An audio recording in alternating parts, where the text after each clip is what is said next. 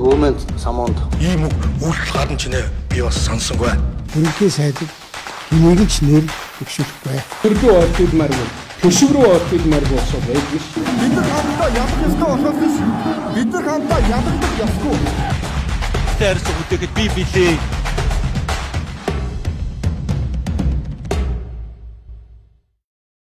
За орой өдрийн үзэгчдээ энэ TV телевизтэй хамт байгаа та бүхэндээ баярлалаа. Лагуийн тойм нэвтрүүлгийн шинэ 7 хоногийн дугаар эхлэхэд бэлэн болсон байна. За бид хүн студид ярилцахаар нэрт нийтлэж төрийн шагналт. За Nepco компанийн захирал Баабар буюу Батэрдний Батбаяргааг урьж авчираад байгаа. За танд орой өдрийн. Баабарга миний зүгээр албан ёсны авах шүү дээ. Одоо тэгээд дүүс хоч мочин тэр биш. За сайхан намарч байна уу? За сайхан. За болжуу үйл явцтай холбоотой. За дээрэс нь таны бас байр суурьуудыг сонсох хэд хэдэн чухал зүйлүүд байгаа учраас студид ярилцъя гэдэг урилгыг тавиад нэг тодорхой 2-3 сэдвийн хүрээнд таны бодол санааг сонсож үзэгчдээ бас хүргэе. Зарим зүйлүүд дээр анализ дүгнэлтүүдийг бас таны дүгнэлтүүдийг сонсъё гэж бодсон. За юуны өмнө нэвтрүүлгийнхаа ивент тэтгэгчийг танилцуулах. За Хүнс групп, Хүнс комплекс буюу илүү чанартай хүнсийг бид бүхэн төрөж байгаа Хүнс групп, Хүнс комплекс маань манай нэвтрүүлгийн ивент тэтгэгчээр ажиллаж байгаа юм. За болжуу үйл явцыг юу гэж дүгнэж байна та? Монголын улс төрч юу нойрд ингэж бужигнаа хөөрөө бужигчлаа шүү дээ. Ер нь төрийн нэлээд хурц хямралд орчод байна л да. Гэтэ энэ анхныхын ч юм биш тийм ээ. Сүүлчийнхэн ч биш. Урд болж исэн хямралуудаас одоо бүр тийм онц хурцаараа ялгараад байгаа ч юм биш. Бид нар чи ер нь тэр хямралын байдалд олон жил болж шүү дээ. Тийм ээ. 90 оноос өмнөх дарангуулын тогтолцоо гэдэг бол одоо яг хоо бие даасан байдал байхгүй болохоос учраас нэг гадны нөлөө ч юм уу эсвэл үдс суртлын чиглэлтэй гадаадын 100 мянган зэрэг байж идэг тэр нь байж байгаа аль бишнийхээ төрийг бол хамгаалт нь үлдсэн байдаг ийм учраас бол илүү сахилга баттай юм шиг харагдах байх л та. 90 оноос хойш бол энэ нийгмийн бүх тогтолцоо чинь өөрчлөгдөөд ингээд бид нар чинь баг анх удаага бие даасан юм бол шийдвэр мэдвэрээ бол өөрснөө гаргадаг тийм ээ. Ямар нэгэн гадны нөлөөгөөр. Хоёрдугаарт бол өөрийн шийдвэр гаргадаг юм төргүү болчиход бол бас нэг 300-400 жил өнгөрлөө шүү дээ. Тийм ээ. Манжин гэдэг юм уу, зөвлөлтийн колони гэдэг юм уу юм уу. Ингээд ирэхээр нэг хуучин туршлага мөрчиж байхгүй болоод ингээ айгүйх туршлагагүй гэдэг юм уу та тийм. Одоо хүүхдэр бол хөлд орж эхэлж байгаа юм л та нэг иймэрхүү байдлаас ингээ явсан. Тийм учраас бол ийм төрийн хэмжээний хямрал бол ерөөсөө байнга л биднэрт байгаа. Би энийг чинь хамгийн зохицуулах юм бол үндсэн хууль л да. Тэгээ одоо хоёулаа чич одоо намайг яриач гэж өөрсөн хоёлаа тохиролцсон юм аа нөхөр одоо яг үндсэн хууль зөрчөөд байна зөрчөөгүй байна гэдэг юм руу одоо ороод яах вэ тийм яг тэгвэл маш олон тайлбартай. Хүн болгон дур дураараа тайлбарлана. Төрийн албаны улсууд юу ч гэсэн тийм ээ. Хуульч ч гэсэн өөрсдийнхөө тайлбарлаж чинь цэц ингэ шийдвэрлэж байна. Тэр маргаан л ороод яах вэ? Тэгэлгүй яах. Өөрсдийнх нь тайлбарлаж байгаа бол ер нь тайлбарлах нь зөв юм шиг чөөрчлийн нэг үг үйдгийг энэ хорвуудаар худлаа урмагч бол маш их хэлбэг гэхдээ статистик худлаа юм байхгүй гэж. Энэ нь статистикийн гаргаж ирсэн тоо хэлээд байгаа юм биш. Тоо бол худлаа ярихгүй. Тооны дээр тайлбар нь бол хэдэн зуун янз байхгүй юу. Бүгд өөртөө зориул тайлбарладаг нөгөө тоонуудыг ашигтайгаар тайлбарладаг. Тэгэхээр тоо худлаа ярихгүй тоо бол худлаа тайлбарладаг л гэдэг тийм ээ. Ийм юм тэгэхээр манай энэ үндсэн хуулийг 1992 онд үндсэн хууль байсан боловч яг үндсэн хуулийн чинь үндсэн зарчим өөрөө 1990 оны 5 сард болсон. Ард их хурлын чухалганаар 1960 оны үндсэн хуулийг үндсэнд нь гол зарчмуудыг өөрчлөлт хийсэн шүү дээ. одоо арчилсан намаас арчилснаас болоод баларцсан юм яриад байдгийг чинь арчилсан өвчнөөс тэнд оролцсон ширхэгч хүн байхгүй их хурлын ардын хурлын нэг ширхэгч хүн байгаагүй тэд. Монгол ардын намынхны 90 онд ардын хурлын чуулган гэж байлаа. Тэнд бол үндсэн өөрчлөлт хийсэн яг. 92 оных бол тэр өөрчлөлтөн дээр тулгуурлаж хийсэн, наривчилсан юу өөрчилсөн бэхээр социализм байгуулна гэдгийг өөрчилсөн. Монгол Ардын Хувьсгалт нам улсаа удирдах явна гэдгийг өөрчилсөн. Монгол улс цаашдаа чөлөөт ардчилсан сонгуул явуулнаа гэж хэлсэн. 1990 оны 7 сарын сүүлчээрүүл анхны сонгуул 7 сарын 29. Монгол улс бол цаашдаа юутай болно, банкны ажиллагаатай парламенттай болно гэсэн. Тэгээд Монгол улсын ерөнхий сайдын одоохон үндсэн үүрэг зарчмуудыг бол тэндээ салгаж өгсөн. Ингээд хоёр танхимтай нэгүндээ ардын хурл юу гэсэн улсын баг хурл гэсэн ийм хоёр нэг нь банкны ажиллагаатай. Ийм хоёр танхимыг байгуулж өгсөн. Үндсэн асуудал 90 онд ихсэн. Эний үндсэн асуудлын энийг хийсэн институт бол Монгол Ардын Хувьсгалт нам. Тэр үед арчилсан хүчин гэж гарч ирсэн байдагч бол гудамжнаас зөвхөн шахах, орлох тийм ээ цуглаа хийх хэмжээнд байсан болохоос ямар төр эрхтэнд байгаагүй. Би энэ Монгол Ардын Хувьсгалт нам энэ бүх одоо үндсэн өөрчлөлтийг чинь хийсэн явдлыг бол одоо их муухай юм бөө та нар хийсэн гэж хэлээд байгаа юм биш. Энд бол энэ намд бол талархах ёстой. Яг тэгэхээр эдгээр яг бие дагаад хийсэн энэ үндсэн өөрчлөлт чинь тэндээс ихсэн. Дараа нь үндсэн хуулийг жинхэнээр нь бид нар 76 хоног хэлэлцлээ. Энэ дээр дахиад бүхэл одоо 430-аад хүн байсны 82% нь Монгол Ардын Хувьсгалт намын маш томилогдсон одоо сонгогдсон тийм улсуудаас бүрдсэн. Үндсэн хуулийг бол үндсэнд нь бол нөгөө бүтцийнх нь хувьд боож ирсэн хүн бол Чимдгой. Чимдгой бол ерөнхийдөө энэ үндсэн хуулийг хийхдээ яаж хийсэн гэхдээ зэрэг ялангуяа Австри, Герман, Япон гэсэн парламентын засгийн улсуудын хамгийн шилдэг дэлхий дээр үнэлэгдэж байгаа.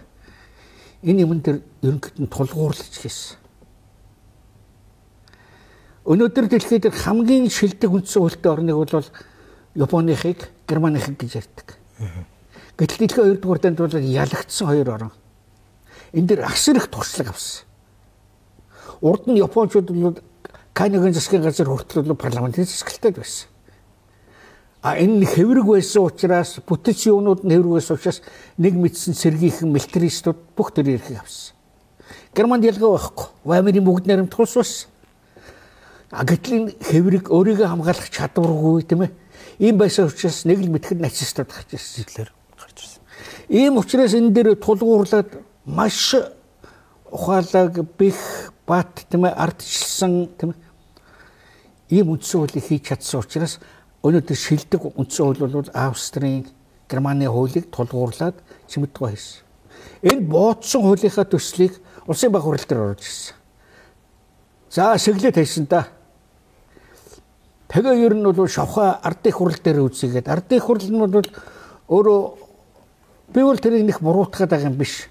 Нийт сонгогдсон улсуудын чинь хитрхи дийлэнх болгох нь тэгэхээр сум сумаар сонгодог байсан учраас нэгдлийн дарганаараа сонгогдсон.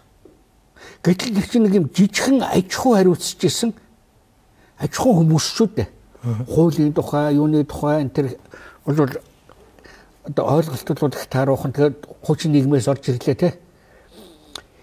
Ийм учраас нөгөөдгий чинь бол хорлоотхыг гэсэн биш. Мэдхгүй учраас. Ерөөсөө мэдхгүй ойлгодгүй нөгөө аж ахуйн хэмжээгээр, жалганыхаа хэмжээгээр сэтгэж байгаа учраас бол олон хор ерөөсөө тэр чинь бол маш их өөрчлөсөн л дөө.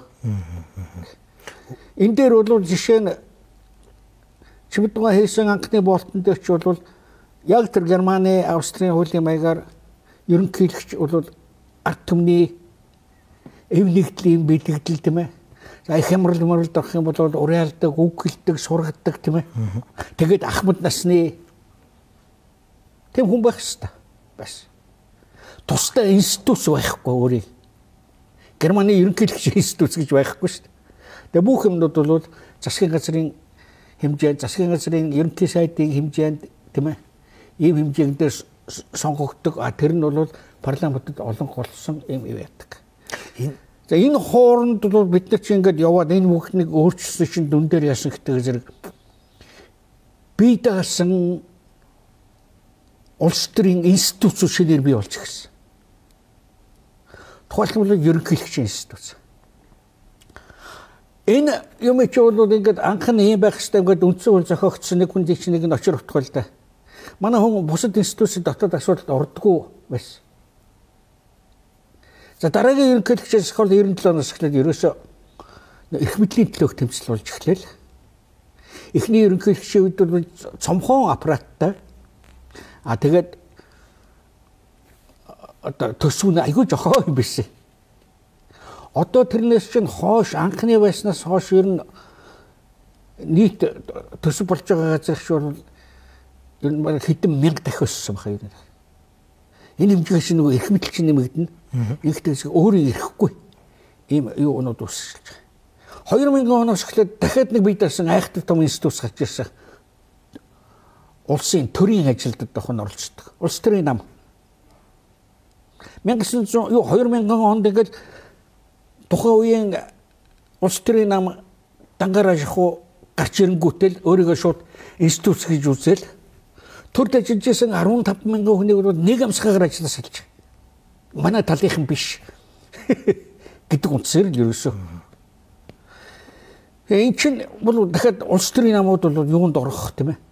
Өөрөө тусдаа бий даасан институт болоод ингээд төрийн ажил руу ерөөсөө удирдахын төлөө ордог. Дахиад ийм амар институт гарч ирж. Тэр болгон төсөв дээрээс нь төсвийг дагсан хулгай өнөөдрийн бидний зовлон болчиход байна л да. Хоёлаа логик дараалтай байв. За эхний ээлжинд институт хоорондын зөрчил буюу өнөөдрийн өрнөд байгаа зүйл өмнө нь ч байсан. За энийг яаж засах вэ? Хоёр дахь нь өнөөдрийн өрнөд байгаа хулгай нүүрс энэ жидүү юу гэдэг энэ төрийн тендер энэ бүх юм чинь нөгөө л нэг төрийн өмч дээр байгаа эзэнгүй өмч. Энээс болоод гол асуудал байна. Энэ хоёр асуудлыг өнөөдөр хоёлаа шийдлийн хувьд яаж бид нар явах ёстой бэ гэдэг өнцг рүү яриа. За. Тэгэхээр бид нар нэг тийм хүнд энэ улсаа бол нөгөө энэ институт хоорондын зөрчил чинь улсыг тараагаа ичж байгаа байхгүй. Одоо улс төрийн институт гэж бол сумууд өрснөд тусгай бий даасан институт болж хувирсан. Би хэдэн жишээ хэлж болно. Одоо Увс аймгийн Өмнөгөв сумын захиргаанаас тийм ээ. Тэнд Ховд аймагт усан цахилгаан станц барихыг бол хоригдсан одоо тентхийн бий даасан хуульд ч юм уу хайшаа чинь тийм. Ингээд тентхийнхээ улсуудыг босгоо тийм ээ. Ингээд нэг л бахан салааж босгосон улсууд. Мөн жишээ бол нөгөө энэ юу гэж сая тэр газрын хөврөлмөдөн дээр дахиад аймгийн нэргнүүд илтчихсэн. Энд дахиад бий даасан институт ахгүй байхгүй юу? Гэр орны нураагаал тараагаад байна. Олон сумдууд бол энэ гадаад очиод бараг л дипломат харилцаа тогтоодог. Бөөр. За сая энэ уурхаанууд бараг километр газар ухаж эртний нэг эртний далайн ус гаргаад ирсэн. Тэр бол аж ахуй хэрэглэн нөхөөс ургамал тэтгэгдэх юм биш. Одоо ургамал чинь километрийн гүнээс тэжээл авахгүй шүү дээ. Тэгээд бол нэг ихт бол энэ Монгол улсын нутагт далай байсан. Тэгээд хэдэн сая жил болоод ингээд дарагдчихсан. Одоо чинь орчин үеийн технологиор ингээд дэш гаргаад ирээд усын юунд хэрэгжилж болж байгаа байхгүй. Аж ахуйн байдалд хэрэгжилж болно. Ууж болохгүй дэрэж. Тэр сургаар ясахаар Өмнөгөв аймгийн иргэдийн төлөөлөгчдийн газраас Өмнөгөв аймгийн нутаг дээрх усыг нэг туслыг ч гэсэн хэрэглэхийг хоригдсан хууль гаргаж байгаа. Бий даасан мундаг орон юм чи яг үү тийм ээ. Гэтэл чи энэ аж ахуй энэ уурхай чи тэгээд усгүйгээр яах юм. Гэтэ тэр чин байгалийн нөөцийн усыг аваагүй шүү дээ. Бүр зөвхөн шинжлэх ухааны технологийн ололтын хүчээр одоо яг оюутлагынх бол 700 метрийн хүнээс гаргаж ирсэн. Бүр тэрийг ашиглаж гаргаж ирж байгаа техникийн шинжлэх ухааны аж ахуйн айгуу том ололт юм шүү дээ тийм ээ. Нэгсээ хориглоод байж. ийм маш их юм бол ерөөсөө бүр ингээд юм дураараа өөрснөө бие даасан тусгаар бүгд найрамд тусууд байгуулад эхэлж байгаа байхгүй. Энэ институт орны зөрчилж байгаа. Энэ ерөөсөө би бол энийг ингээд ерөнхийдөө ингээд ажиллаад байхад бол энэ бол зөвхөн засгийн газар ерөнхийлөгч юм уу, шүүхийн ч юм уу энэ дээд хэмжээний газруудын хоорондын зөрчил төдий биш. Гэхдээ мэдээж хэрэг хамгийн гол зөрчил тэнд явгаад ингээд цаашаа халтуурлаад тэгээд бүр тэгээд юм архаг юм болж байгаа л та. Цамцны товч дээрээ буруу товчлогдохоор доороо зөрдөг штэ. За энэ зөрчил маань эргүүлээд хүмүүстээр яадаг вөхтэй гэж одоо бид нартай чинь моёал гэн оркал гэн тийм ээ. За тэгээд гэвтээгийнхэн босоогийнхэн л гэн тийм ээ. Гөгсөнкөр гошнохт нуудлаг гэн зөндөө олон юм юуны одоо баг эрүүгийн гимтэргийн маягийн зөндөө олон бүлэг үүсэж шин тийм. Энэ ямар нэг хэмжээгээр нөгөө бие даасан аль нэг газрын институт тийм ээ бие даасан байж байгаа институтуудыг захиалгаар юм уу дэмжлэгээр юм уу эсвэл гадны захиалгаар юм уу ингэж орж ирдэг юм зүйл болчихсон. Одоо сая би ховтер жишээрлээ тэр газрын ховор элементийг бол ашиглуулахгүй гэдгийг толгойлогч аймгийн дарга юм биш үү? Гэхдээ хүү гэж. Тэгэхээр альва бүр холбооны улсч байсан альва улсд бол засгийн газрын харьяалалд ажиллаж байгаа. Төрийн ажилтан гэж ярьдаг шээ. Бид нар ч бол энэ ажилтнууд чинь үйлчилгээний ажилтнууд, төрийн ажилтнууд, улс төрийн ажилтнууд гэж хуваагаад байгаа шүү дээ, тийм ээ. Тэгэхээр улс төрийн ажилтан биш. Үйлчилгээний ажилтан биш. А төрийн ажилтан гэдэг дунд нь юм ба шүү дээ. Энэ хүмүүс засгийн газартайгаа нэг баг нөгөө кабинетын ингээд ажил хийдэг ийм баг. А гэтэл тэр хүний бол орхой нүрээд ч юм уу, улс төр дэвших гэдэг юм уу, ийм учраас бол өөрийнхөө үгийг хэлээд эсрэг үүсэх хэрэгтэй. Гэхдээ засгийн газраас гарч ич хэлнэ. Яг л тэр багаас гараад би иргэн шүү. Би улс төрчин болсон шүү. Тийм учраас засгийн газартаа салавч үзүүлээ 30 гэж хэлж болно. А засгийн газрынхаа бүрддэхүүн тэр юм дотор төрийн албаны явах юм бол энэ нэг баг байхгүй дэгжиж ажил хийн шүү дээ. За үндсэн нэг асуулт байна. Ерөнхийлөгчийн авгай нөхөр хоёр ингээд одоо гэрүүлээ нэг багаа та. Өдөр болгон зодтолтой би нэг утгалж унгаагаад байх юм бол тэр гэрүүл явах уу? Энэ бас нэг баг шүү дээ. Ядах нь ойлголцдог баг шүү дээ, тийм ээ. А тэгээ болохгүй салдаг үстэй. Тэгээ сайхан хөрмийн ордон дээр нөгөө юмаа ураад бүртгүүлээ. Тэгээ одоо бид хоёр баялаагаад тэгээ цаашид би нэг үзий ядах уу эсвэл бас гайгуухан шиг харилцаад явах уу тэр бол өөрсдийнх нь асуудал шүү дээ, тийм үү? Яг энтэй ч адилхан. Засаг гэдэг чинь бол тийм л баг шүү дээ. Нэг баг. Одоо манай чи засаг газрын мөрөлдөхөнд очихоор би танаар хэлээ. Одоо энэ оюун эрдэнэ засгийн газар хамгийн бузар улаан байлаа гэж чадвар өгөөч гэх хэлээд байгаа. Хэрвээ яг уу загсны 8 секунд л үйдэг юм л да. Хамгийн бүтлгүү засгийн газар бол Мян их болд засгийн газар байсан. 2005-аас 7 оны засгийн газар байна. 2006 онд бий болсон баха. Элбэгдэж ерөнхий сайд болж байгаад хамтарсан засгийн газар байсан. Аль нэг хүн нөрөхгүй.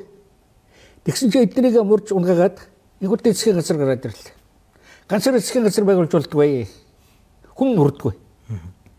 Тэгэнгүүт нь тэнд ганц ганцаараа орж ирсэн боёнгийн жагаагүнд л малаануудыг аваад ингээд нэг засгийн газар боллоо. Нөгөө засгийн газар нь юу баг болох байтугай. Гүндэлгээр толгойлуулсан засгийн газрын эсрэг амар том жагсаал болж ирснийг санаж гэнэ үү? Яагаад гэвэл нэг хүн жагсаж явж байгаа өгчээгүй юу нэг бөө юм болсон. Нарчлуу да. Нэг засгийн газрын гишүүн ерөнхий сайдыгаа зодох гэж ширээ даруулаад хойлж ирсэн гэдгийг. Сүүлдээ биенийхээ үгэнд орхоо билсэн. Бүх ямдууд бие даасан ямдууд. Тусгай бүгд найрамдах болсод. А тэгэнгүүт эргээд яасан гэж ямдууд хооронд харилцан ойлголж биеиндээ одоо дипломат харилцаа тогтоох юм том үзүүр болсон. Ерөнхий сайд нь ардан зогссон. А энд нэг сайд энд нэг сайд хоёр одоо гарын үсэг зураад гар бариад тэгээ наадвал налга ташаад. Тийм засгийн газар байж болох уу чи? Яаж ажил хийх юм бэ? Гүр тийм жишээ хүртэл байгаа байхгүй юу? Энэ бол бид тэгвэл энэ чинь дараа нь энэ чинь болдгүй юм байна, юу яадгүй юм байна гэж ойлгоод засаад явах болохоос биш улам гүнзгий ирээд гэж болохгүй шүү дээ. Тэглэв. За одоо би асуунаа та хариулнаа Баавар. Ингээд асуугаараа ой би сонсох шүү. За энэ бүх асуудал бол эхнээсээ буруу алхаснаас л үүдсэн байна. Өөрөөр хэлбэл засаглал хоорондын хяналт тэнцвэр алдагдсан буюу бид бүхэн ерөнхийлөгчөө парламентаа сонгодог байх энэ хувилбараа хийж чадаагүйгээс өөрөөр хэлбэл парламентын нөгөө сонгодог чиглэл рүү нь авч явж чадаагүйгээс өнөөдрийн энэ бүх зүйл болоод байна. Одоо улам даамжраад байна. Тэгвэл ерөнхийлөгчийг одоо нэг хувилбар биш. Үндсэн хуульдаа өөрчлөлт оруулаад парламентаа сонгох юм уу? Эсвэл манаа дээр яг энэ нэг юм хориг тавьдаг энэ нэг ерөнхийлөгчийн институц нь энэ нэг юм олонхын дарангууллаас хамгаалдаг юм а гэдэг тайлбартай хүмүүс байгаад байна. Яг аль замаар нь явах хэрэгтэй. Үндсэн хуулиа яах вэ? Чи миний утгач их гиний юм яриад. Сайхан хэлж өгөөл тэгэл засараа л. Энэ ч бүр зүв зүгээр сайхан байсан үндсэн хуулийг л ерөөсөө 92-ийн хооронд л нөгөө хийж жинхэнэ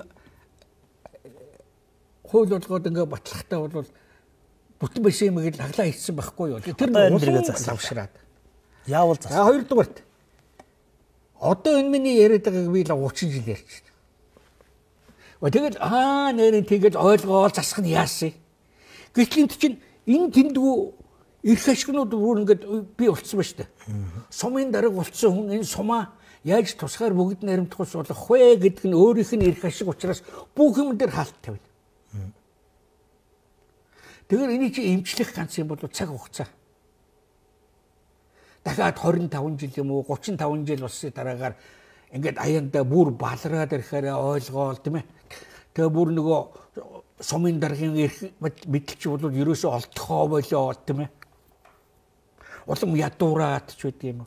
Илүү хэрэлдэж зодтолдоод маргаан нь даамжраад ганц одоо хон зүгээр улс төрийн институт хоорондын зөрчилж явсараад энэ улсын эдийн засгийг алж байгаа байхгүй юу? Өнөөдөр улсын төсвийн 3.1-ийг оюутлага өгч байгаа. Одоо оюутлагыг нурай гэж үзээд байгаа. Дахиад хоёр оюутлага нөөц болчихсон байгаа байхгүй юу? Байгуулчихвал бид нар жаргаж өгөх гээд байгаа байхгүй юу? Яг төгтөг зэрэг тэр эмчийн сайдлын сургуулийн сайдлан мандын юу зинтч бол асуудал биш болно. Одоо энэ бүгдээрээ л утаагаа арилга нь юугаа түгжээгээ арилна гэдэг үг гэдэг шүү дээ тийм. Яг арилгын зөвлөлтөд би эсэргүүцээд байгаа биш. Мөнгөөр арилгана. Энэ хорвогийн бүх проблемыг мөнгөөр л аргалдаг.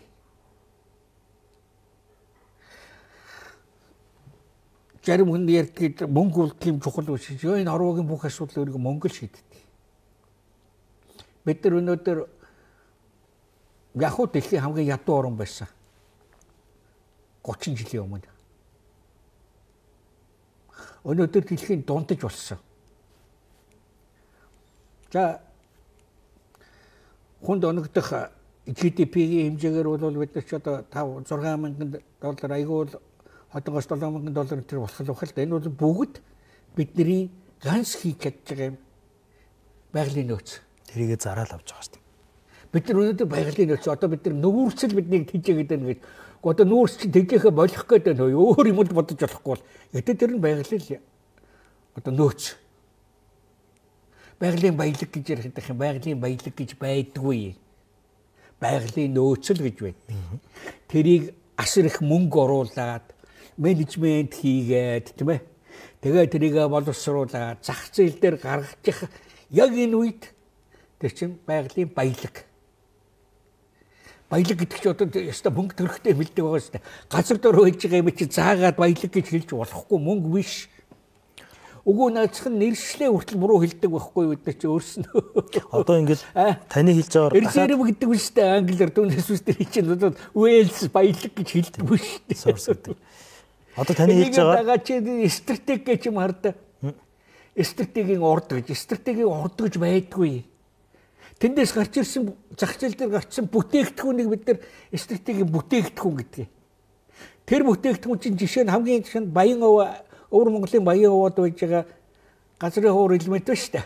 Ухаад гаргаж ирээд дэлхийд дээр хямдхан зардаг байхгүй. Өнөөдөр Америк руу гарахгүй, Японд руу гарахгүй, яа стратегийн бараа болчихж байгаа байхгүй. Бүр улс төрийн сайхан багж болчихж байгаа. Бид нарт надад илдэг гаж мадийнхаа татварыг ярихгүй бид нар энийг өгөхгүй шүү. Стратегийн бараа мөн байгаа үстэй. Манайд бол луугийн орд юуны орд гэдэг одоохон ордууд бий л дээ. Тэрийг стратегийн орд гэд яах юм? Чи тэрийг мөнгөж болгож чадахгүй юу ч ахгүй газар дээр унж байгаа. Энд дор байгаа гинлээ гэж сууж байгаа шүү дээ. Энд ч одоо бид нэр ахуулаад бид нар хойлсон буруу гэдэг шүү дээ. Таны хэлж байгаагаар ингээд дахиад 20 жил ч юм уу 30 жил гээд дахиад ингээд 20 30 жил бид нар ингээд дампуурмааргүй байхгүй. Энийг наан нь хийх ямар үйлдэлүүдийг хийх ёстой юм бэ? Бид нар наан хийж болно шүү дээ. Дахиад бид нар цаг үе өөрчлөгдөж байгаа гэж би бас хувьдаа харж байгаа шүү. Бидний дахиад нэг буруу ойлголт. 20 30 жилийн дараа би өгч шүү. Тэгэхэд би үзэхгүй юм бол яах вэ? Заавал чи үзчихэж өгснө их гэсэн. Дараагийн үзэн ухамсарл нь ойлгон тийм ээ. Гэхдээ 20 онд 30 он тэр алуулаа хятуулаа дайманд яваа тийм ээ. Гадуурчсэн тэр үеийг өгсөн бас маргааш хэрэггүй гэж бодсон бол ямар хэрэгтэй. Би амьд байхдаа л үзэхгүй юм бол ямар хэрэгтэй гэж бодсон. Тэр үеийнхэн чи төсвөрлөл тэр зовлон болон төсвөрлөлөөр бид нарыг тийм ээ эрхчлөлтөд тусгаад тогтсон улс урлаа. Энэ миний чи явсаар хагаад 1990 онтой харьцуулахад бид нар өстө тийм ээ 20 дахин баяжчихаа сууж ийм улс чинь тийм ээ. Дэлхийн хамгийн ядуу орноос эхлээд дунд жорон хэмжээнд бас хүртсэн л явж байна тийм ээ. Хэдийгээр тэр нь уул уурхай муурхай байна уу юуных нь ач тус байна хамааралга. Зөндөө төөгчөнд будалж чинь тийм ээ. Гэтэ эцсийн бүлэгт цаг хугацаа л эмчилнэ. Цаг хугацааг эмчлэхийн тулд тэртээ тэргүй цаг хугацаа эмчлэх юм чи яадаг ингээд ажил хийхгүй арихуугаар суужиж болохгүй л дээ. Харин бид нар дампуурх хэмжээгээ суужиж болохгүй шүү дээ. Тэрийг хийхин тулд бид нар хүн болгон хэлж явах хэрэгтэй, ярьж явах хэрэгтэй, шөмжилж явах хэрэгтэй, тэмцэж явах хэрэгтэй. Гэхдээ тэмцэхдээ гэрээ нуур очиж болохгүй хойд байна. Одоо нурж шүү дээ. Энэ надаас гарсан үгс одоо хэлэгдэд идэгэй. Жомоо устгах гэд гэрээ шатааж болохгүй гэж би анх хэлсэн. Тэгэхээр жомтойгоо тэмцэн гэхдээ тэр чинь жомны хор мор өнтер гэдэг гიშгдэг мишгдэг өөр арганууд байхад чинь гэрээ шатаачвал нэг жомгүй болно гэхдээ ямар хэрэгтэй юм бэ? Гэтэ гэргүй болчих шүү дээ.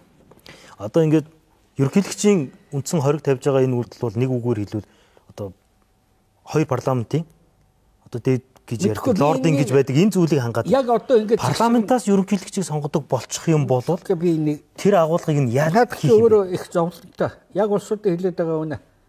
Улс төрийн намын асуудал, төрийн асуудал болоод гिचлээ энэ гэх юм. Яг тэгвэл улс төрийн намууч аль хэзээ би хэллээ шүү дээ 2000 оноос эхлээд дахиад тусгаар тогтносон бүгд найрамдах улс байгуулад ингээд бүр төртөөгөө холилдоо дээрээс нөгөөх нь энэ хуульч тийм ээ хэрэгжүүлэх байгууллагатайгаа холбогдоод тийм ээ. Дараагаар нь хуулийн институт гэж байна шүү дээ энэ улсын чинь. Одоо хүчний байгууллага мах гэдэг. Энтэйгээ холилдоод нөгөөх нь явсаар байгаа бүр сумын хэмжээнд багийн хэмжээнд яваад очсон. Чи одоо хон яаж балгсныг гэдэг харалтаа зүгээр анх 92 онд үндсэн хууль хэлэлцэж яхад. Монгол улсыг хотгүй болгочихсон. Хот гэж байхгүй. Эрдэнэт чи багийн төвөө. Дархан чинь багийн төвөө. Авламат чи зүгээр нийслэл хот биш. Отоос асч шүү дээ. Нэгдсэн үндэсний байгууллагын одоо өөрийнх нь тийм ээ шалгуураар 20 мянган түүнээс дээш хүн амтай газруудыг хотын хэмжээний газар гэж үзнэ гэсэн. Монгол улс хотгүй улаа хийчих байгаа байхгүй. Хотын статус байхгүй. Хэвээ шоглоод хийдэг энэ ерөөсөө энэ өшгоогоос болсон гэж. Хотын дарга байсан. Босч ирээд л хотолууд одоо ийм чухалтай хот дээр ийм статус тавина гэсэн. Энд үеж байгаа нөгөө сумын дарга нар чинь уур нүрээ ихгүй. Энэ ясыг солиордог хот гэж хуцаад ерөөсөө байхгүй болгоч. Асуудлыг иймэрхүү байдлаар шийдэж байгаа байхгүй. Уг наадах чинь нөгөө шилжилтийн хуулиараа хийх ёстой л юм лээ. Дээд танхим, доод танхим гэдэг энэ нэг зүйл ерөнхийлөгчийн хийгээд байгаа энэ хориг бол дээд танхимын одоо нэг төрлийн үүрэг. Парламентаас сонгочхоор ерөнхийлөгчийн хориг тавих зүйл нь байхгүй болоо явчихна. Тэгэхээр одоо дээд танхимтай, доод танхимтай болох ёстой юу? Эсвэл ерөнхийлөгчийг парламентаас сонгодог энэ хувилбарыг бид нар яг ямар зарчмаар энэ үндсэн хууль руу оруулах вэ? Чин институт чи ерөөсөө өөрөө бодож байгаа их гайгүй байсан бол очиротгоо байсан. Жижигхэн тавлах юутай тэгээд ер нь бусад институцийн руу орж болохгүй гэж үндсэн хууль өөрөө хийлцэж гол хийлцсэн хүний нэг шүү дээ. Тийм учраас Бас эд шидийн ойлгоогүй. 97 оноос эхлээд дараагийн ерөнхийлөгч гарч ирэл хэн ерөнхий сайдын байхыг би мэднэ. Уг нь парламентын засаглалтай парламент өөрөө ягчтай шүү. Чи 90 он дараагийн зассан. Зөвхөн танилцуулна шүү одоо ингэхэ байлээ. Халзан амлдаг 7 удаа уцаагаа сүлднүүд бол тэр үед би зөвшөөрнө гэж сууж байсан шүү дээ тийм ээ. Тэгвэл ямар парламентын засаглал байгаа юм бэ? Улс төрийн намын тухайн юмн дээр засгийн эрх барих олонх нь болчихоо тэгээд хүнээ тавих хэрэггүйгээр болчих юм бол чи өөрөө шал өөр засаглал шүү дээ. Ерөнхий засаглал гэдэг Солонгосын, Америкийн, Оросын засаглал хэлдэг тийм ээ. Тэг чи өөрөө дандаа засгийн газрынхаа тэргүүнийг давхар хийдэг шүү дээ ерөнхийлөгч нь. Тэр орнууд чи. Ингээд дараагийн юу бол ингээд бүр институт бол томорсон. Би дэс институт болж орсон. Зөвхөн улсын одоохон өөрийнх нь ерөнхийлөгчийн төсвийг та нар ингээд хараарай сүлд нь графикын дээр гарсан бас яаж өсөв гэж те. Тэгсэн. Аимшигтай өсөд ингээд нөгөө тийшээс ихтэй засгийн газар нөгөө шинээр бий болсон ерөнхийлөгчийн институт цагч би нэгэ үүсгэх болсон. Яг тэгвэл эрх мэдлийн төлөх тултай болоод. Та нар зөмөр одоо харсан даа. Нэг намын урсууч шүү дээ. Баг үндик 2. Би нэгэ үцхээ болоод шүүлдэ ясан гэхдээ зэрэг наадам дээр зэрэгсээ суддаг юм байна санаж гин үү?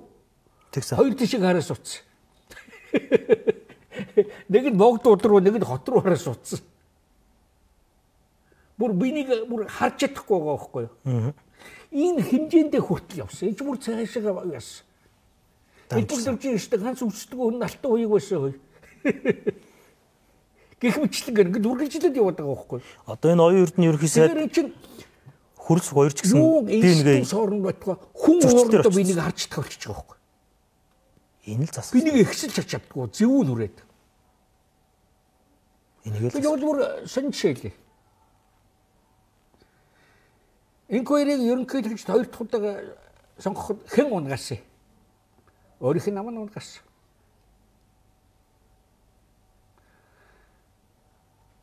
Биеийн хөлтөг ерөнхийлөгч нэр дэвшигтэй зэрэг хэн унгасан?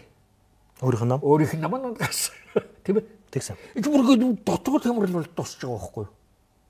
Гэтэл чинь нэгдсэн нэг зорилго нэг юм руу явж байгаа бүхэл бүтэн бие даасан улс шүү дээ. Институт хоорондын зөрчдийг би тэр ерөнхий сайдын хэмжээнд авч үзэхгүй байна. Энэ бол зүгээр нэг жишээ. Наа чи багийн хэмжээнд очиод байна гэдэг. Гэтэл дээрээс нь засах хэрэгтэй шүү дээ. А гэхдээ мэдээж хэрэг хамгийн том жишээ болж байгаа тэр дээрээсээ ингээд явчихна л та тий. Ийм явж байна. Ийм учраас сая хориг тавьсан асуудал бол мэдхгүй нэгээр засна гэх үү. За чи одоо ингээд бод. За тэр булган туяа гэдэг авга их муухай юм байжээ. За тэрийг зайлуулъя шоронд хий хуулиа цаашид үргэлж одоо авч явахын тулд бол цаасаар авсан ч болно. За яа тэгээ явъя. За тэгээ одоо зантхаг эргүүлээд аваад ирээ л да. Үцэн үл зөрчсөн байна одоо ингэсэн гэдэг. За аваад ирээ. Зүгээр харъя. Одоо доотлоосоо ингэж хуваагдсан энэ улсын их хурлаас дэмжлэгтэй байх уу? Баггүй. Нам нь хуваагдсан юм шүү. Энэ бол дэмжлэгтэй байх хэсэг нь бол одоо сөрөг хүч бажиг харчихсан юм шийдэн 43-т тийм ээ. За тэр нь яаж шийдэх юм бэ? За ийм нөхцөл засгийн газар ажиллаж чадах уу? Парламентаас дэмжлэггүй болчвол засгийн газар ажиллаж чадах уу? Чадахгүй. 96-аас 2000 оны үйл явц шүү дээ. 96-аас 2000 оны үйл явц яг юм байсан шүү дээ. Угд нь олон тохиолдлоо. Энэ дахиад тохиолдоо явна. Тэгнээр юм засах уу? Бид нар энийг яаж засах вэ гэдэг талаас нь тийм ээ. За бүр засдгүй юм гэхэд яаж одоо хэрэглүүлэх вэ? 3 жил аргалах уу? Дараагийн сонгуул болтлоо 3 жил яаж амт хийх үү гэдэг талаас бодмоор байна шүү дээ. Тэгэхээр оновчтой санал мөн үгүй юу? Эсвэл яаж хийх гэж байгаа ямар нэг юм бас ухаандаа төрүүлээд бодцсон хармаалтсан тэр бодлого хармаалтсан байж магадгүй л дээ. Би тэрийг мэдэхгүй байна. А яаж засахын одоо ухааны энэ би бас мэдээд байгаа юм биш. эдгээр яаж мэдсэн юм бол доо гэд хөндлөнгөөс би хөндлөнгийн ажиглагч. Тэгэхээр энд одоо энэ маргаан зэрхэн дээр бол ер нь би нам төрөө энэ улс төрөөс чи гараад бол хөндлөнгийн ажиглагч аналист болоод 25 жил болж байна. Надад тэр лүү орох их мэдлэмж байхгүй, орж гүгээд далбагнаад байхч бол юу байхгүй. Очиж гуугаад яасан бол би нэг газар бас жижиг агентлгийн дээр юм уу ядахна нэг сургуулийн захирал дээр болцсон ааж явж болох байгаа л да би тэгэхээр ийм дургу би өөрийгөө л тийжгээд явна. Гэхдээ би дотор амьдарч байгаа цоошид миний үр хүүхэд амьдрах гэж байгаа энэ юм бол улс чинь өөр юм замбраагүй байж болохгүй л дээ. Энийг хэдүүлээ яаж засах вэ? Яаж гайвуулж байгаа байхгүй. Би чамд хувийн хвшлийн үнэ ганцх юм билээ. Хотын захиргаа бонд усгаад 500 тэрбум төгрөг босгочжээ. Монгол хүн чинь мөнгө олохтойгоо зэрэгэл их баярхдаг шнэ. Үүрэг тухай боддог шнэ. Тэгэнгүүт нь жолооч, цэвэрлэгч одоо хотын захиргаанд ажиллаж байгаа улсуудынхаа цалин $1000 болгочлаа. Би доллараар ярихаас өөр дандаа доллараар ярьдаг шүү. Яг л төгрөгөөр ярихдаг зэрэгч үүсэ тэ 90 онд талах төгрөг 40 мөнгөөс ингээл харьцуулаад ингээ юм. Одоо тэгэл өдөр болгон чи өөрчлөгдөж чинь тийм ээ. Тийм учраас арай нэг жахад доктортой юм уу. Яг нь жилд нэг 2-3% инфляцид орж байгаа л да Америкийн доллар тийм ээ. Гэтэ нэг арай барьцтай юм уу. Ерөнхийдөө хэлэхэд бол тийм ээ. Нэг хол зөрөөд байхгүйгээр $1000 болчихлоо. За энэ бол дунджаар багш шимчнэрийн цалин бол ойролцоогоор $500 байсан. За энэ бол нэг баян тарган амьдрах нь юу юм ихтэй тураад өгчихээр биш. Гэтэ эцсийн бүлэгт энэ нийгмийн ялангуяа төрийн салин малингийн хэмжээ бол бүтээмжээсээ хамаарна шүү дээ. Одоо тэр л манай Европын, Японы, Америкийн тэдний багш нарын салин манайхаас хэд дахин өндөрлөгөөд энэ би нэг 10 жилийн өмнө Камбожид орсон багш нарын салин $40 л юм билээ. Бүтээмжээсээ л хамаарна. За ийм байжсэн чинь баярхаад бүгд $1000 болгочлоо. Хараа энэ хүний уур үнэстэй. Энэ ямар ч боловсрол мэдлэг байхгүй. Энэ зүгээр гудамж хүрдэж байна. Энэ тэгээ $1000 ажлын төрөөс авч байгаа мөнгө. Гэхдээ би ч одоо өдөр шөнөгүй одоо багшлаад өдөр шөнөгүй хүн эмчлээ жижүүр хийгээд тийм ээ. Гэхдээ би яг хоёр дахин багтав. Гэхдээ энэ багш нар тэр ажлын $1000 болгоно гэж яагаад нэг буруутгаад байх юм алга. Гэхдээ бид нар чинь бүтээмжнээс хэтэрчээд байна шүү дээ. Энэ улс чинь. Дахиад бид нар 2-3 оюу толгой юм уу эсвэл 5 толгойтой болчих юм бол энэ амархан бидний бүтээмж чинь дээшилчин. $1000-ус $3000 авч болно. А гэтэл бид нар тэр болгоны чинь дандаа өөрснөө хоригддаг байгаа шүү дээ. Энэ яг өөрснөө юм уу гадных юм уу? Гадных ирээд нэг л юм хэлж байгаа шүү. Гэхдээ бүтлгүүтэл чинь та нараас өөрснөөс ч болоод байна. А энэ бүтлгүүтэл энэ гол их сурвалжийг би ингээд задлаа хийчлаа шүү дээ. Суманд хүртэл бие даасан бүгд найрамдах улс тийм ээ. За тэгээд дээрээ бол бүр ингээд юутай болцсон. Энэ юмнуудаа суулж энэ ерөнхийдөө бол би өнөөгийн байдлыг бол их гутангал байна л та. Гэтэ мөрөдүүдэд итгэдэг. Засах хэвээр. Энийг янз. Энэ улс чинь бол улсаараа бүгдээрээ ингээл хитэн үеэрээ дамжуул галзуухан болносд байхгүй шүү дээ, болохгүй шүү дээ. Шинэ үе гарч ирж байна тийм ээ. Эм тан ууддаг юм уу, тариамаараа хийлэгдэг юм уу тэгээд эдгээ дараагийн үе нь бол хүүхэд нь эрүүл хүүхэд гараад тэгээ явна шүү дээ. Энэ тугацаал хэрэгтэй. Би тэгжил удах юм да. Тэгээд энэ болж байгаа үйл явдлуудад санаа зовж байна. За их сурвалжийн бол янз янзаар болдог бах. Манай олон улсууд бол ачилд орсноос нь болсон гэж яриад ийдэг юм билээ. Тэгээд арчсан хүчнээс гээд одоо энэ 35 жилийн чинь 31 жилд нь нөгөө хуучин байсан намчилд толгойлоо явж байгаа шүү дээ. Үүний 8 жилд нь хамтарсан бусан адам бие даасан аваа явж байгаа. Тэр үеийн тийм сайхан байсан бол эргээл ороочтой. Яг орж болдгүй.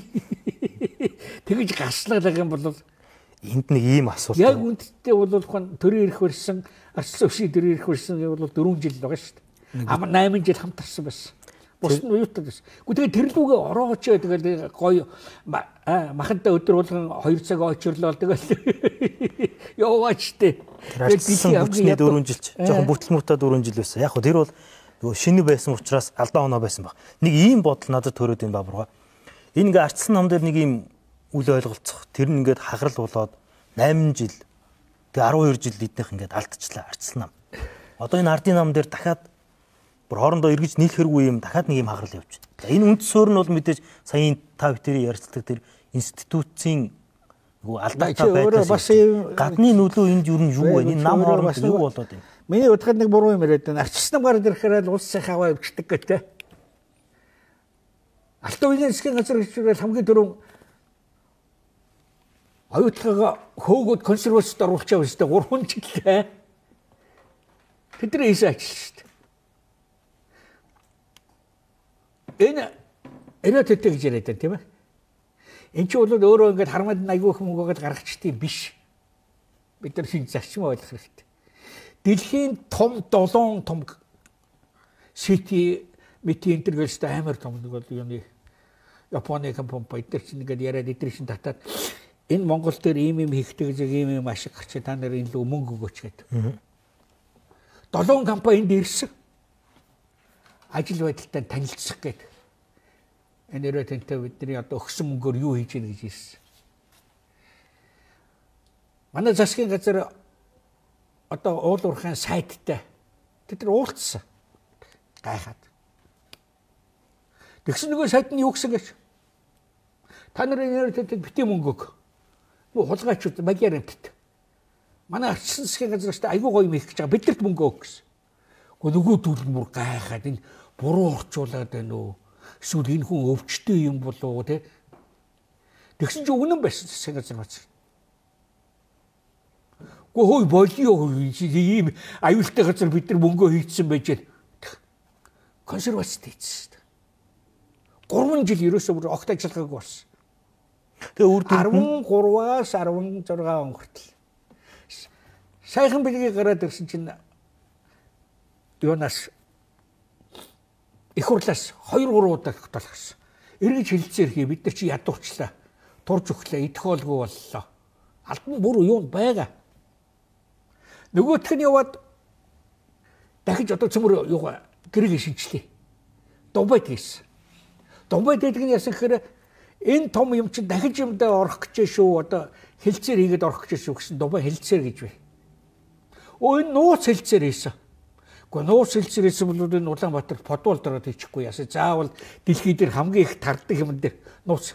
За өдөр ч хэрэгт орсон. Тэгээ яасан. Нөгөө юм шинжлэх далд урхагаа ашиглах машигдах тухай яриад одоо ийм мөнгө орох шүү консервац ингэж засах гэсэн шүү ярьсныхын төлөө шоронд хийсэн. Одоо хөрөнгө оруулах улсууд үнэмшгүй итгэхгүй энэ орн чи ямар аймаар орн бэ? Таны хөрс чинь архичин адгийн шар гэр нь авах юм байхгүй. Өргөлж чамаас мөнгөгүй. Чи өргөлж мөнгөөгөө л ах уу? Холдод нүүсэн дээр штэ. Тийм биз дээ. Та бүхэн ярианы 2 дахь сэдв рүү ороод ирлээ. Ийм л. Төрийн өмч гэдэг нэг зүйл байгаад штэ. Одоо ингээд төрийн өмч гэдэг зүйл байгаад байна. Энэ өнөөдрийн болоод байгаа авилга хулгай бүх юм бол энэ нөгөө төрийн өмч гэдэг нэртэй эзэнгүй энэ өмчтөр хулгай дээрэмгээ харснаас болж байгаа хгүй. Энэ нүүрс жишээлбэл. Би чамд дахиад өгөлээ. Яаж эндээс салах вэ? Монгол улсын үндсэн хуулийн дээр Монголыг одоо энэ баялагч гэдэг юм уу гэдэг юм бол ард түмний мэдлэлт байгаа гэж байгаа. Ард түмний өмч гэж ерөөсөө үг байхгүй. Өмч гэдэг бол захиран зарцуулах эрх үхийн зүйлийг хэлдэг. Чиний одоо байж байгаа өмч чинь бол наад компьютер чинь. Чи уурчин хүрээд наатхагаа дэвсэж болно, юу яаж болно, цонхоор арга шидэж болно, дээр нь айгүй их юм бичээд мөнгө олж болно. Энэ бол чиний говийн асуудал. Нийт 3,500,000 хүн цөмөрөөр нийлээд юм өмчлөөд энэ ч бол өмчн дээр шийдвэр гаргана шүү дээ, тийм үү? Захиран зарцуулах их гэж юм чи. Тэгэхээр тийм ард түмэнд байдгүй. Тийм учраас энэ эрхийг сонгуулаар тодорхой хугацаанд засгийн газар гэж байгуулаад тэрэндээ өмчлөх буюу энэ дээр захиран зарцуулах эрхийг тэгж олгодог. Шийдвэр гаргах хэрэг. Тийм учраас энэ ард түмний өмч гэдэг бол шал буруу ойлголцол буюу зүгээр эсвэл тэнэг үг. Яг тэгвэл ард түмэн бол өмчтэй байж болохгүй. Яг тэгвэл захиран зарцуулах болцоо байхгүй. 3 сая 500-аар нийлж байгаа одоо юу ч нийлэхгүй. Ийм учраас энэ чинь хаач дэлхий дээр энэ л өмч болдог. За хоёулаа дараа нь ярив. Засаг. Засаг гэдэг бол аж ахуйн өмчлөгч биш. Энэ өмчлөх юмыг хамгийн сайн хэрэгжүүлж чаддаг бол гэр бүл, компани, тийм ээ? Олон нийтийн байгууллага. Засаг өмчлөнө гэдэг чинь бол үнэн чанартай эзэнгүй болчих. Энэ эзэнгүй болсон юм бол одоо хамгийн шудраг хүн ч гэсэн эзэнгүй байж байгаа чинь зүгээр олдвол бол албаар хулгайлдгүй юм гэхдээ санаандгүй аваад гарна.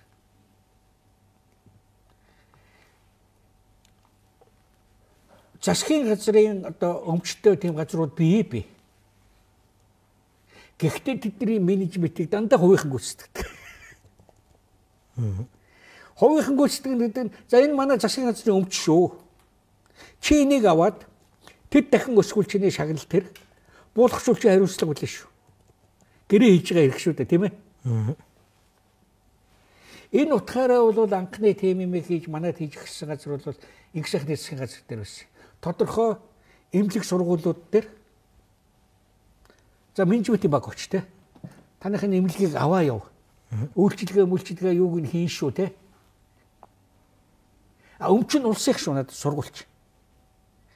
Гэхдээ бид нар ороод менежмент хийгээд юм сайжруулах чадахгүй. Яг тэгэхээр партиерээс нь ахуулаад хулгай хийгээд салахгүй бид ч угаасаа хулгай чимч чи бол хувийн хэмжин тийм ээ. Чамд ийм ирэх ашиг гэдэг ийм байдлаар л хийдэг. Зүгээр өөрсдөө менежмент гэх юм чамд одоо өглөө. Бараг 150 том аж ахуй нэгж байж байна. Монголд. Засгийн газрын мэдлээ, төв засгийн газрын мэдлээ. Бүгд алдагдaltaа. Хамгийн том одоо энэ захиргааны станцууд нь хүртэл алдагдaltaа. За эрх хүчний доороосоо баялаг гаргаж байгаа юм хулгайн 8-аар боловч Эрдэнэт мөрдөнд дээр нэг яах нэмэгтэл гардаг баг. Нэг хоёрыг. Бүгд алдагдaltaа.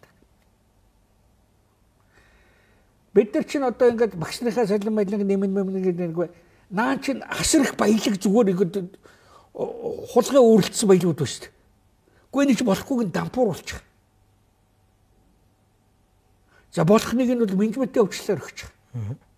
За юунуудад тухайн ашиг дээр авъя гэж арай дампуур болохгүй гэж байгаа бол дуудлага худалдаагаар зарчих. Энэ Монгол улс чинь бол далд эдийн засаг нь 50%-аас давчаад байна шүү дээ. Улсуудын гэртээ тавьсан сейф дотроос ямар их мөнгө гарлаа тийм ээ. Оомсон дотроос нь ямар их мөнгө гарлаа. Гудсанд орно хэд байгааг бид нар мэдчихгүй шүү дээ. Тэрийг илрүүлэх гэж гүгээд бол чадахчгүй. Чи сайхан болцсон алга л да. Наад хулгайсан мөнгөөрөө энэ компани хөдөлт авчихдаг цаашаа аваа юу. Энэ дэлхий дээр нэг л үнэхээр том зарчим бэ. Хүн болгон мөрддөг нэг зарчим бэ. Өөрийнхөө хулгай хийдэг байхгүй юу? Ийм учраас ямар ч хулгайчтай очсон дараагаар нь өөрийнх нь олчихгүй хулгай хийхгүй.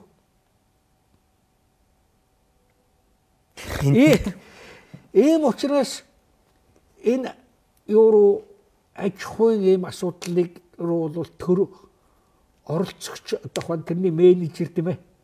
Худалдаа 8-ыг нь хийдэг тийм субъект биш. Энэ юу хөхтэй зэрэг нь хуулийн хэмжээнд шудраг байдал тогтооно гэж ярил л да. Тийм юмнуудаар хуулийн одоо зохицуулалт хийдэг өөр менежмент хийдэг байхгүй. Энийг гэдэг хийхийг хүсэхгүй шүү дээ. Нийгмийн менежмент хийдэг газрыг бид нар төр гэд нэрлээ. Аж ахуйн менежмент хийдэг газрыг бол хувийнхан гэж үзье. Одоо нөгөө төр нь өлсдөг. Хулгайч өргөлж өлсгөлөө явдаг шүү дээ. Гадных нэг дээрэмд нь Та нар харсан шүү дээ. Хэдэн цагтаа авчихсан гадны аж ахуй нэгждэр үүднийх нь улсуудыг хүлчихсэн сууж байгаа. Нүүрэндээ маск зүвцүүлж ичиж өгмөр. Одоо гадных нь байхгүй болчихсон цухтагаа явчихтаа зэрэг өөрсдөө гусдаг болчихсон. Гэхдээ та нар цөмөрөөл орилж байна. Ухаан отгаа авна. За бид нар хууль зөрчлийн интернетээр маргамаргүй нэмэгдэхгүй ямар юм байдгийг. Нөгөөт чинь 3 их 80 төгрөг бид нар ингээд татварт өгч байгаа шүү дээ гэж юм л да. Тэгвэл дахиад нэг 10 ухаан утгыг байгуулалт хийчихлээ хууль дээр хэлээд. Тэгээ нөгөөдөл татвараа өгөөл тэгээд бид нар багш нарынхаа сайлан 10 сая төгрөг болгоё л да. Болцоотой байгаа байхгүй. Тэр ухаан утгыг хулгайлаад авсан байвал яах вэ? Ухаан утгыг хулгайлаад хууль зөрчөөд авсан байвал нь юу яах вэ? Гэхдээ тэр нь хуулийнхны асуудлыг чи хариуцдаг газрууд нь өөр шүү дээ. Бид нар чинь шийдээд гарсныхан дараа энэ зүйлийг ярих хэрэгтэй байхгүй тийм ээ? Хурааж аваа. Надад ямар хамаатай би зүгээр амьдрна. Чи хурааж аваад чам дээр очих уу? Нэг төгрөгч чам дээр очихгүй заа юу? Тантай яг адилхан байр суурь. Бид өөрсдөө хууг авчтээ. Яг адилхан байр суурь. Яг адилхан. Ийм системтэй байна. Гэхдээ хурааж авахын чи хоолойгоо шөөтл хурааж авъя гэж ориллоо. Эцэст нь чамд юу ногдох гэдэг юм? Хурааж авал 5-7 араас орно шүү дээ. Улам энэ дээд тулгайч наргээд улам ижүүлнэ шүү дээ.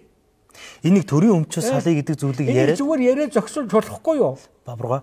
Энийг төрийн өмчөөс надад энэ хэн зурагтай ярьж илээ тэр ухаан утгыг чинь дарга залуу. Гэхдээ орлоод ахтайгаа зэрэг засгийн газар хэлцээр хий гэсэн чинь цухтагаа зүрөөс нэг ч уулзаагүй шүү дээ. Нөгөөдгөө зогсуулъя гэдэг юм бол тэгвэл яг зогсуулчих гэдэг. Ершгөө аав гэдэг шүү дээ юм бол. Тэгэхээр энэ бүх юмний чинь гол үндэс бол бас хүний мөн чанарт байна. Энэ хүмүүс ялангуяа хэдэн мянган жилээр ингээд нүүдлийн аж ахуйгаар дандаа бие биенээсээ 50-60 км-ийн хол тустай амиа борлуулж явсан улсуудад бол атаархал гэж юм бол айгүй муухай юу ятсан мэт. Бүр байглаас нь өгцсөн. Айгүй бол гений хэмжээнд очсон баг. Энэ атаархал бол ерөөсөө чи надаас илүү баг. Тэгвэл чамдчгүй надчгүй. Зарчим тэр болчихж байгаа байхгүй. Өөрт нь ямар ч хэрэггүй байхад юм бэ? Тэр хүн тийм юмтай байж болох. Бүлэгт энэ нь бол бас шүүх хууль зүйн хувьд тодорхой биш ч болоогүй байх тийм ээ. За ямар ч үсэн дараад авъя. Бидний төрлөх харна шүү дээ. Ерөөсөө бид нэг юутай төрлөх харна шүү. Бабруу энэ одоо ингээд төрийн өмчөөс ямар зүгээр саяхан бид нар Конрад Лоренсгийн бичсэн Соломон хааны бүгж гэдэг ном гаргасан тэрэн дээр маш их сони юм байгаа байхгүй юу? Энэ амьдралын одоо нөхцөлөөсөө болоод тийм ээ. Чи арал дээр амьдарч байна уу? Энэ талд амьдарч байна уу? Ямар аж ахуй эрхэлж байна? Тэгэд энэ юм чинь нэг генетикийн удамшлын утгаараа хүн болвол нэг маягаар төрөхөд орчин нөлөөлсөөр байгаад тэр орчин нөлөөлсөөр байгаад тэр үндэсний тэр арлынхны тусгай юм зан чанарыг бий болгодог гэж асуу нээсэн байхгүй шинжлэх ухааны хувьд тийм. Тэгэд тэр үндэстэн бол ямар нэг юм дээр хоорондоо адилхан зан характер хувьд хоорондоо адилхан болчихдог. Энэ нь бол төрхөөс нь ахуулаад гадна талаас нь үзүүлдэг ийм нөлөөлөл үүдэг гэж. Тэгээ энийг амьтныхтай харьцуулсан байдаг юм л да. Зарим шувуу ялангуяа ангирын тэр төрөнгүүтээ анхны харсан амьтныгаа өөрийгөө их гэж бодчихдог, удагаад авчдаг.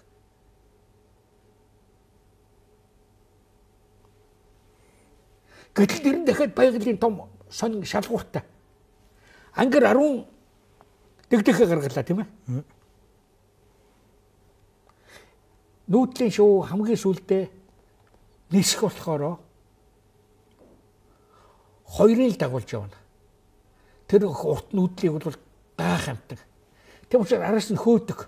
Нөгөө ангир дэгдэх нүү зүхтаал тийм ээ. Араас нь алаад явна. Хоёрыг үлдээд хоёртойгоо явна. Энэ байдал чинь нэг талаас өөрийн ирэхгүй ус нэг юм эволюцийн шүү дээ.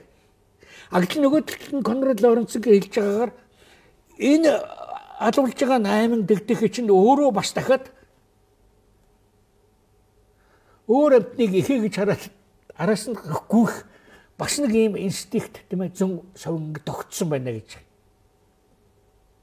Конрад Лоренцгийн хэлж байгаа юм бол бид нар оюун ухаантай ч гэсэн адгуус амтнаас бий болж эволюцээр бий болсон учраас үндсэн юмнууд ч бидний адилхан байгаа шүү гэж хэлсэн байхгүй.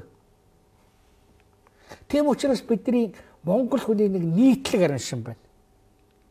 Энэ нийтлэг араншингийн нэг тод гэхэд бол атархал. Би авна над толтохгүй чамд толтохгүй. Надчгүй чамдчгүй. Энэ Монгол хүн дээр айгүй хажигддаг. Тийм учраас нэг хамтарч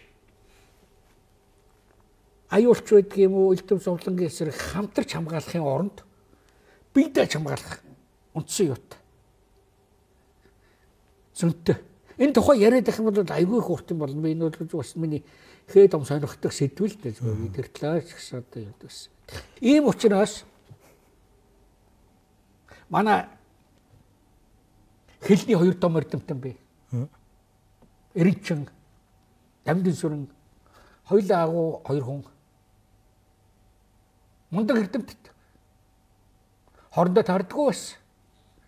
Тэнгүүт нь дагаад нэг учрыг олсон юм байхгүй. Дамдын сүрэнгийн талынхан, юуныхан талынхан гэдэг ингээд. Тэрнээс хойш 40 50 жил өнгөрлөө тэднээс сурснаас хойш агуу эрдэмтэд.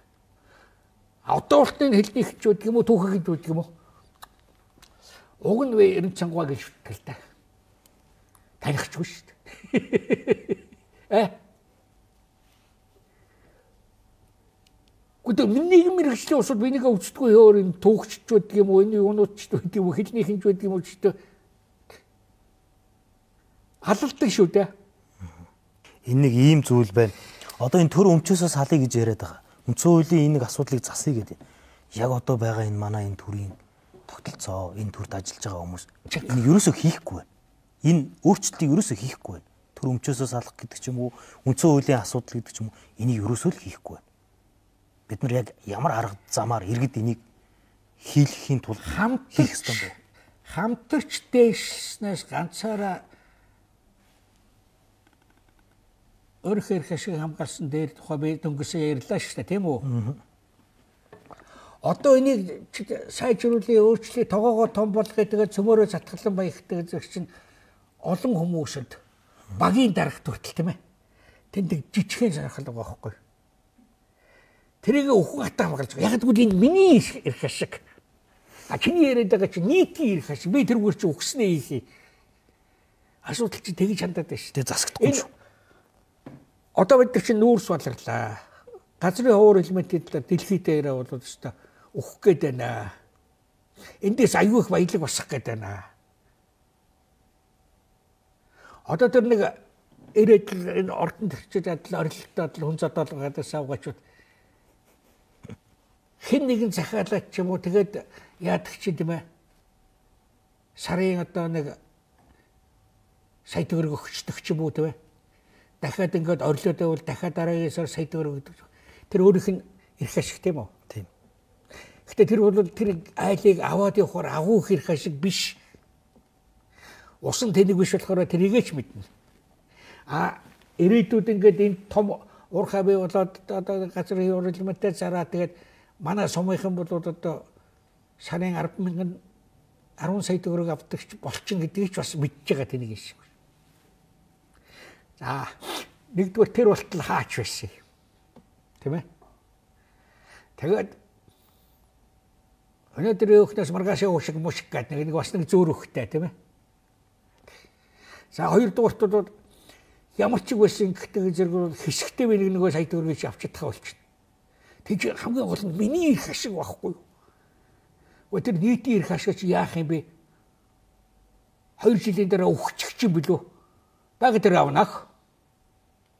Гэхдээ наад үндсэн философи ийм л байна шүү дээ. Ерөөсөө л бид нар тогоогоо томруулаад ингээд энэ улсаа ягаад хамаг багийнхаа нөөц мөцийг ашиглаад ингэх юм бол айгүй хурдан баяж ийн гэдгийг бол нөө тэр за хурднаач юу ах вэ те. Алста дээр юм гэдгийг бол бас огт мэдэхгүй биш шүү дээ. Бүгд мэдээд байгаа шүү дээ ер нь бол. Улс орчин тайлбарлаад байна шүү дээ. Зориуд одоо ингээд ингэчнэ гэдэг хахад ягаад үгэнд норохгүй вэ? Тэрийг огт ойлгохгүй биш. Наад нэг сайхан сэтгэлтэй улсууд нь учиргүй тайлбарлах юм. За ёстой яг гадал гिचэл оруулах юмсан гадал гэрт нь очиж яриад. Цаадах нь ойлгоол байгаа. Гэхдээ тэр эрх ашигын тухай ойлголт нь өөр байна шүү дээ. Тэр ойлголтыг яаж засах вэ? Тэр ойлголт. Тэр ойлголтыг яаж засах вэ? Бид нар чи өөрөө би дэх олон очсонтэй хамтын зовлон гээчин байхгүйгээр мянган жил болжээ. Хот суурин газар гэдэг чинь бол өвчин дахал гарна. 1300 оны Европод гарсан дахалч бол хүн амынх нь 30% алчихсан шүү дээ. Хурц. Үер болно. Газар хөдлөн. Тэ мэ? Энд бол тэр хот суурин газар чинь хамгийн том суурил болдог. Нийлж энэс тэмцэх хамгаалахаас өөр ямар ч арга байхгүй. А талын тарцсан нүүдэлчдийн хувьд бол тахал гараад уулын цаатах айл өгсөн байхад жилийн дараа л мэднэ. Хөөхний нүүдэл чинь тарг бидж байгаа хүчсэн биш дээ чаавас. Яг л үлдэнд бөөгнөрч амьддаггүй учраас тэгж гамшиг болохгүй. Газар хөдлөе. Барагч газар хөдлөлтгүй газар л да Монголж хөдлөе. Үер болъё. 1-2 айл л баларна. Анх удаага бөөнөрөө балгасан чинь 66 оны үер шүү дээ. Монголын ард түмэн анх удаага бөөнөрөө аюулын эсрэг ажилласан туулгын 70 шүү дээ. Анхных нь юм шүү дээ. Түүсэж ямар ч байгалийн болоод үүний гамшиг бол тодорхой 1-2 айл тохиолдол нөхөс нийтэд тохиолддоггүй учраас ийм юм дээр хамтарч ажиллах ойлголт ч бид нар суугаагүй. Аяанда суун энэ ч одоо дэлхийд нэг 1000 гаруй саяас дэшгүй хамтаа хот байдаг юм уу да. Тэрний нэг нь болцсон явж шít. Сая 500 мянган хүнтэй хот. Одоо чи хамтрахаас аялын нэг юм руу хамтрахаас өөр арга байхгүй. Гэтэл нөгөө баг гений хэмжээнд очсон нөгөө нэг инстинкт нь хөдлөөд 2-3 үе өнгөрөхтэй гэж бол хамтрахгүй болохгүй гэдэг бол бүр цаад уг язороос ойлгодог тийм үе гарч ирнэ. Цаг хугацаа эмчилнэ гэдэг ач миний хэлээд байгаа чи энэ. Өнөөдөр биднэрт бол одоо 90 онд Улаанбаатар 520 мянган хүнтэй байсан.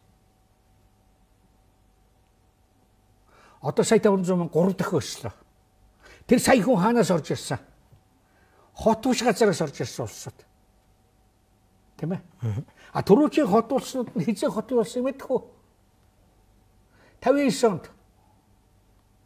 Манай хамаатан замаатангийн улсууд нь тэр 59 онд ч бүр хөдөөнөөс орж ирсэн.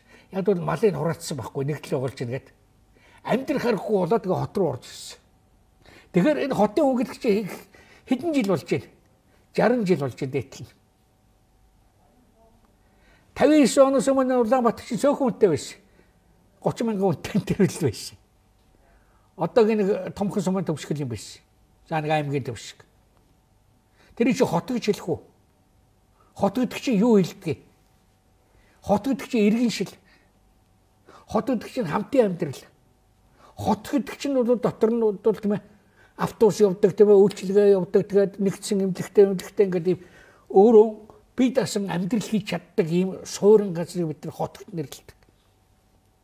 А бид нар хот уу иргэн шил. Civilization гэдэг юм. Энэ civilization түрүүчийн 5000 жил 6000 жилийн түүхтэй. Хятадын иргэн шил ойр юуны Месопотамийн иргэн шил тийм ээ.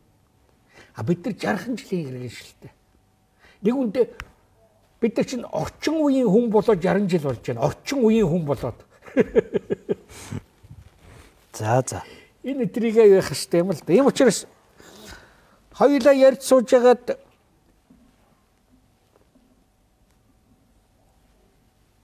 сүүлийн үеийн одоо энэ болж байгаа хямралыг хэрхэн эмчлэх талаар бол ярих хэрэг байхгүй мэдэхгүй. Чийч мэдэхгүй бич мэдэхгүй. Хориг тавьсан ерөнхийлөгч мэдэхгүй. Авчилж байгаа цэцч мэдэхгүй. Хоригонд орсон их хурц мэдэхгүй. Бэлсэн шүү дээ. Ямар ч үс нэг ерөнхий сайдаа нэг огцруулаад л авчи дараа нь учир нь олдно гэдэг зарчим бол их сайхныг огцруулсан шүү гэдэг шүү дээ тийм ээ. Алдаад эндээ байсан маань. За. Гэхдээ манайхаас дээр үеэс нэг тийм юу гэдэг халахын зүй их гэж. Ярина Монгол хүний аз завшаанд их байдгийн дөө. Тэгээд болдгийм дөө. Болондоо болно гэж үү? Тий. Улсаа татаад унахчихгүй тэгж гэж байгаа хүмүүс байгаа ч чадахчгүй. Тэгээд нэг азан төвшөөл яваад байна. Улс орон маань улам сайхан болно, хөгжин юу яа. Энэ цаг хугацаа эрэхтэй живтэрийн амьдралын хугацаа энэ тэр гоё болоход нь хүрч чадахчгүй жож магадгүй. Ер нь гоё болчлоо гэж монгол хүн ерөөсөө хэлдэггүй шүү дээ. Цаашаа ахаал эднийг манайхаас арай дээр зурагт нөхтлөнгөтэй манай харцаагаан телевизтэйгээр ингээд хамаг уурн хүрээд явдаг. Яаж ч гоё. Өнөөдөр Япон Америкийн төвсөнд хүрээд ч гэсэн хүнэн тэгж амархан засархуугүй юу аа. За бит хоёрын ярилцах цаг маань ерөөдөө өндөрлж байна. Өнөөдрийн энэ нэг болоод байгаа асуудлын үндэс суурь нь юу юм бэ? За дээрэс нь энэ институт хоорондын зөрчил, энэ төрийн өмчтэй холбоотой энэ яг шийдэх асуудлын талаар ярьлаа. Тэгээ магадгүй дараа нь тодорхой өөр сэдвүүдээр ярих боломж олцоо гарах бах. Тэгээ таныг урилга хүлээж авсанд баярлалаа. Гэтэ манай ардтам ухаантай жомтойгоо тэмцэж байгаа ихтэй жомоо устгах гэж гэрээштээс нэг ч тохиолдол гарахгүй байгаа. Ер нь гарахчгүй. Бааш тэрэн дээрээ тулуул тийм чогчаад ураах биш ээ. Тэгж байх уу? 100% итгэлтэй. За урилга хүлээж авсан танд баярлалаа. За өнөөдрийн манай 5-5 нэвтрүүлгийн маань шинэ 7 хоногийн дугаарт эрт нийтэлж за Nepco компани захирал Бабргоо оролцлоо. Бид хоёр энэ болоод байгаа процесстэй холбоотой бас нэг зарим зүйл дээр анализ дүгнэлт хийх үүднээс ярилцлаа. Тэгээд уншигчд маань ойлгоод асуудлыг юу гэдэг өгнөх нь гэдэг чинь одоо та бүхний өөрсдийнх нь тунгаах зүйл. За тэгээд нэвтрүүлгээ төгсгөл манай нэвтрүүлгийн хамтран ажилладаг ивент гэж хүнс групп, хүнсний манлай үйлдвэр, хүнс комплексийн нэг гарын бэлгийг танд гардуулъя. Чиний нэг хоёр нэвтрүүлгийг харсан нэг сайн тал нь манай сэтгүүлчд ийм ярьцлагын тэр хийжэл та ер нь бас нэг төрлийн моодч болчих. Ихэнх нэг ийм сэтгүүлч гэхээс прокурор л орж ирэх юм. Шууд ялалцсан ерөөсөө. За ярилцагч ч гэсэн бас хэн нэгэндээ прокурор болцсон. Шүү дээ. Уг нь шүүн тунгааж тийм ээ. Бодол үзлээ ярилцаж ингэх ёстой болохоос биш. Яллагч нар зарим нь шүүгч болцсон сүултээ. Нөө прокурор маань тэдэн жилийн ял өгөө тэгээд цаашаа авах зүйтэй бүтэй болоод явчих шиг тийм ээ. Тийм учраас чиний дахиад ирээдүйн сайхан болно гэдэг чинь бол нэг жишээ нь байна л да. Яллагч прокурорын үүрэг гүйцэтгөхгүйгээр ингээд ийм юу яагаад явж байгаа нэг юм шин чанар харж байна. Бид нар засраа л байгаа шүү дээ. Ер нь засраа л байгаа шүү дээ. Бид нар ухаантай ард юм засрын улам сайжрна. Одоо энэ зам дээр ногоон гэрэл хүлээгээл усаа зогсдог болчихсон. Улаанаар гүйж байгаа хүмүүхэн харагддаг болсон чинь хизээ тийм байсан юм бэ? Засраа л байгаа байхгүй юу? Хоёр машин хоорондоо шүргэлцээд 2 жил очиж гарч ирээд шууд цусаа гарч зодчихдаг байсан шүү дээ гудамжинд. Одоо чинь цагдаа магдаа дуутаад тэгээд нэг юу мөн тэргээ даатгал матгал гэдэг өөр юм яриад байдаг болсон шүү дээ. Бид нар засраа л байгаа. Ажиглахгүй юм туус засраа л байгаа. Тэглэв. Сайжраа л байгаа, амьдралч дээшлээ л байгаа тийм ээ. А гомдол нэмэгдээл байгаа нэг муу тал нь. За яг тэгээ засах бах юм байна. За баярлалаа үзэгчтэй. Энэ телевизтэй хамтарсан та бүхэндээ баярлалаа. 5-5 нэвтрүүлгийн шинэ 7 хоногийн дугаарын төрөд өндөрлж байна. Шинэ нэвтрүүлгээр иргэд уулзъя. Түр баяртай. Батулга ард түмнийг өөмөнд самуунд Ийм үйлдэл гарна ч нэ би бас сонсонгүй. Ерөнхий сайдд энийг ч нэр өгшөхгүй. Төрдөө ордгиймааргүй. Төшөв рүү ордгиймааргүй болсоо байж ш. Бид нар хамтдаа ялах ёстой болохоос биш. Бид нар хамтдаа ялагдах ёсгүй. Хамттай харилцах үдээхэд би билээ.